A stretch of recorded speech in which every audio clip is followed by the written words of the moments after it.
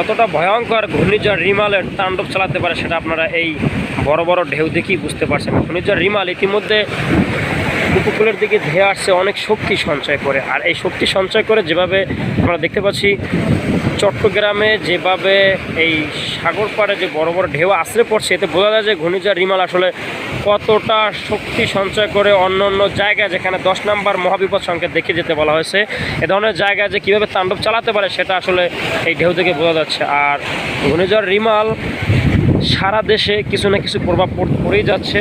যেমন বরগুনা আজকে দুপুরেই জোয়ারের পানিতে পানি বৃদ্ধি হয়ে অনেক গ্রাম প্লাবিত হয়েছে, পাথরঘাটাও অনেক জায়গা প্লাবিত হয়েছে ঘূর্ণিঝড় রিমালের প্রভাবে। এরপরে ভোলায় বিভিন্ন জায়গা আসলে বেড়িবাঁধ ভেঙে আসলে প্লাবিত হয়েছে ভোলায়ও। এরপরে দ্বীপ হাতিয়া কিন্তু ইতিমধ্যে অনেকটা বিচ্ছিন্ন হয়ে পড়েছে ঘূর্ণিঝড় রিমালের প্রভাবে, কারণ যেভাবে জোয়ারের পানি বৃদ্ধি পেয়ে যেভাবে আসলে ঘূর্ণিঝড় রিমাল যে বিভিন্ন নিম্ন অঞ্চল তলিয়ে দিয়ে গেছে, এটা আসলে শক্তি সঞ্চয় করে যদি তাণ্ডব চালায় ঘূর্ণিঝড় রিমাল, তখন আসলে পরিবেশটা কেমন হতে পারে বা পরিস্থিতি কি হতে পারে সেটা আসলে আপনারা বুঝতেই পারছেন। যে এই পতেঙ্গা সমুদ্র সৈকতের এই যে আমরা ঢেউগুলো দেখতে পাচ্ছি, এগুলো সাগর থেকে আছড়ে পড়া বড় বড় ঢেউ উপকূলে আছড়ে পড়ছে। তো আসলে আমরা এই মুহূর্তে যতটা জানতে পেরেছি আসলে এই ঘূর্ণিঝড় রিমাল একটা আবহাওয়া অফিস যে দুঃসংবাদ দিয়েছে সেটা হচ্ছে একটানা 4 ঘন্টা তাণ্ডব চালাবে উপকূলে।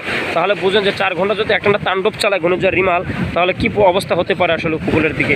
তো সেই ক্ষেত্রে সবাই সবার জায়গা থেকে সাবধান থাকার জন্য অনুরোধ জানাচ্ছি, এবং আপনারা নিরাপদ আশ্রয় কেন্দ্রে চলে যাওয়ার জন্য অনুরোধ জানাচ্ছি। যেখানে যেভাবে মাইকিং করে বা যেভাবে আপনাদেরকে সতর্ক করা হচ্ছে আপনারা সেটা অবলম্বন করবেন অবশ্যই, কারণ ঘূর্ণিঝড় রিমাল কিন্তু অন্যান্য ঘূর্ণিঝড়ের তুলনায় অনেক শক্তিশালী এবং অনেক তাণ্ডব চালানোর ক্ষমতা রাখে ঘূর্ণিঝড় রিমাল। তো সব মিলিয়ে আসলে ঘূর্ণিঝড় রিমাল অনেকটা শক্তি সঞ্চয় করে উপকূলের দিকে ধেয়ে আসছে। আবহাওয়া অফিস যেটা জানিয়েছে, আপনারা সেই আবহাওয়া অফিসের খবর অবশ্যই যারা জেনেছেন বা জানতেছেন তারা অবশ্যই তাই সতর্ক থাকবেন। আর যারা জানতে পারেন না তারা আপনাদের আশেপাশে মাইকিং করে যেসব নিরাপত্তার লোকেরা যারা যেভাবে আপনাদেরকে মাইকিং করে দিবে, তারা আপনার সাইক্লোনভাবে সেটা আপনারা অবশ্যই পালন করতে হবে। তো এই ছিল ঘূর্ণিঝড় রিমালের সর্বশেষ খবর। আমরা চট্টগ্রাম পতেঙ্গা সমুদ্র সৈকতের এখানে আশেপাশে প্রায় হাজার হাজার দর্শক রয়েছে, তারা আসলে এই রিমাল পর্যবেক্ষণ করার জন্য এবং তারা এটা উপভোগ করার জন্য তারা এখানে আসছেন। দেখতে পাচ্ছেন এখানে কিন্তু অনেক পর্যটক রয়েছে ঘূর্ণিঝড় রিমালের ঢেউ দেখার জন্য, বন্যা দেখার জন্য। তারা এখানে আরও একটি বাহিনী আসছেন, আসলে তারা পুলিশ আসছে এখানে, আসলে টুরিস্ট পুলিশ আসছে, তারা আসলে এখানে আবার সতর্ক করার জন্য আসছে। এখানে তারা অবশ্য সতর্কভাবে জানিয়ে দেবেন যে আপনারা নিরাপদ স্থানে যাওয়ার জন্য সবাইকে আসলে অনুরোধ করবেন, এবং এখানকার পরিবেশ নিয়ে আসলে ওনারা মাইকিং করবেন এবং বলবেন আসলে যে সবাইকে সতর্ক করার জন্য আসলে ওনারা হয়তো বা এখানে আসছেন, আমরা যেটা বুঝতে পারছি।